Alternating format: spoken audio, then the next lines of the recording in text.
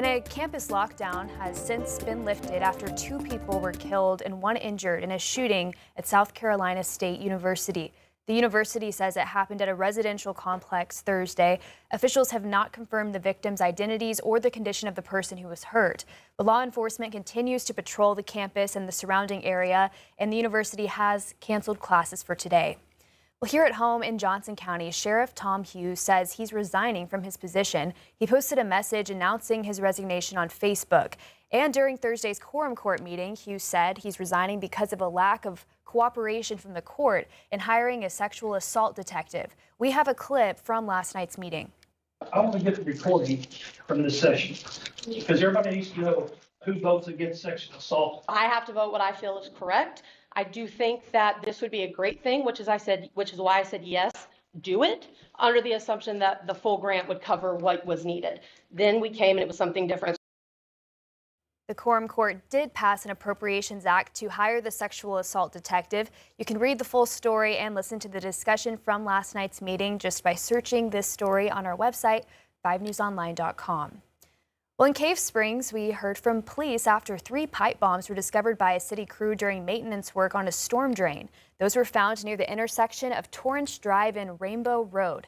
Bentonville Police Bomb Squad assisted in X-raying and dismantling the devices, but police say they were submerged in the water for so long that there was no combustible material in them. Police reached out to the ATF for guidance on any federal charges.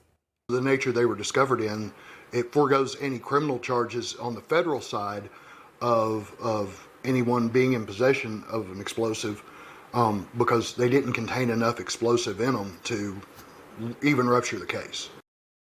Police say there is no ongoing threat to the public, but if anyone happened to see anything suspicious, you should always contact Cave Springs Police. Well, another delay for a woman facing manslaughter charges in connection to a deadly Logan County crash. Martha Phillips' pretrial hearing set for today has now been pushed to May 8th. Phillips is accused of buying her teenage grandson, who police say did not have a driver's license, a sports car in Missouri, and racing with him ahead of a crash that killed 2 people in May of last year. A crash report says 2 sisters from Scranton were killed when a car driven by Phillips' grandson, Ian, was pushed them into an oncoming semi-truck. Martha Phillips pleaded not guilty to 2 counts of manslaughter. Her jury trial is set for June 15th. As of last fall, Ian is facing 2 second-degree murder charges. Well, learning more about the allegations against a Sequoia County woman accused in her husband's murder. Elizabeth Poteet is charged with first-degree murder in the death of Justice Troy Poteet. According to a newly released arrest affidavit, she was the one who reported the shooting. Investigators say she called the Sequoia County Sheriff's Office and told dispatchers she had shot her husband and would be waiting for deputies on her porch. Elizabeth Poteet's first court date is set for March 3rd in the Cherokee Nation District Court. And a memorial for Justice Troy Poteet is planned today in Tahlequah. It'll be at the high school gym.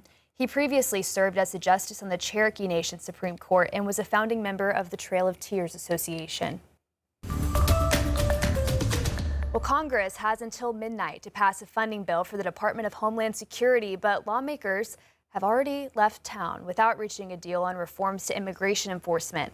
While much of the government is already funded, key agencies still remain in limbo. Natalie Brand is following the latest from Washington. After struggling through a record government shutdown just a few months ago, TSA agents are among those bracing for yet another partial lapse in funding. Not being able to come home with a paycheck, it puts a toll on you, and not only on your stress level, but on your spirit. The TSA is one of the agencies under DHS that would be impacted once the midnight deadline hits, along with FEMA and the U.S. Coast Guard. Lawmakers left Capitol Hill Thursday for a week-long recess unless they can reach an agreement on ICE reforms. For now, both sides continue to point fingers. Just ask the Republicans. They're the ones holding this up. We're on the side of the American people. What they're going to do is shut down FEMA, Coast Guard, TSA, and things that hurt real people.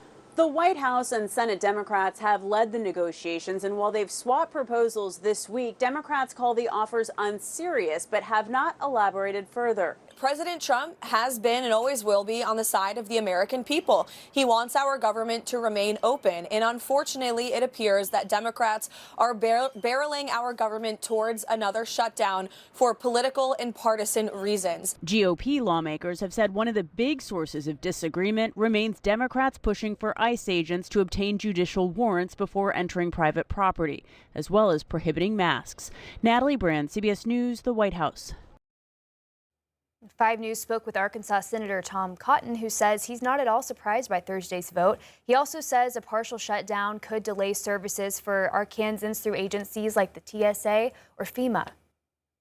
So the Democrats need to recognize that since they admit they won't achieve anything by shutting down these critical agencies, that it's really time to fund them, and then we can debate illegal immigration all they want.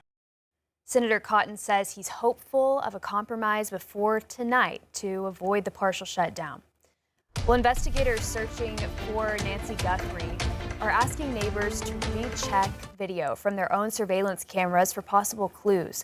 Law enforcement officials have also identified the brand of backpack worn by the suspects on the night she went missing. Jonathan Vigliotti reports from outside Guthrie's home in Tucson. For the first time, authorities are releasing new details about the man they're now calling a suspect in Nancy Guthrie's disappearance. They believe this individual, seen on Guthrie's doorbell camera, kidnapped her from her Tucson home February 1st. The FBI is looking for a male 5'9" to 10 inches tall with an average build. They say he was wearing a black Ozark trail hiker backpack like this one in photos they released Thursday. Investigators were seen earlier in the day at Guthrie's front porch setting up this pop-up tent to take measurements. It was the same location a doorbell camera captured the man the FBI says is the suspect in Guthrie's abduction. As the search stretches to a 13th day, law enforcement has been fanning out across her Catalina Foothills community. They wanted to look around the property and asked about cameras. Investigators are concentrating on a 2-mile radius surrounding Nancy Guthrie's home. They're looking for video from January 31st to February 2nd that may show any vehicle or person that appears out of place. Footage is extremely important because I believe that he has been in that neighborhood before. Mary Ellen O'Toole is a former senior FBI profiler. It does not necessarily mean he's going to stand out like some strange guy that is frightening to people, but rather would blend in. Where do we go from here? It's very impressive to see how many leads are coming forward right now, which tells me people want to help. On Thursday, Savannah Guthrie posted this home video from her childhood, writing on Instagram, "Our lovely mom. We will never give up on her." And the FBI now doubling their reward to $100,000 for anyone with information that leads to Nancy Guthrie or a suspect. Jonathan Vigliotti, CBS News, Tucson, Arizona.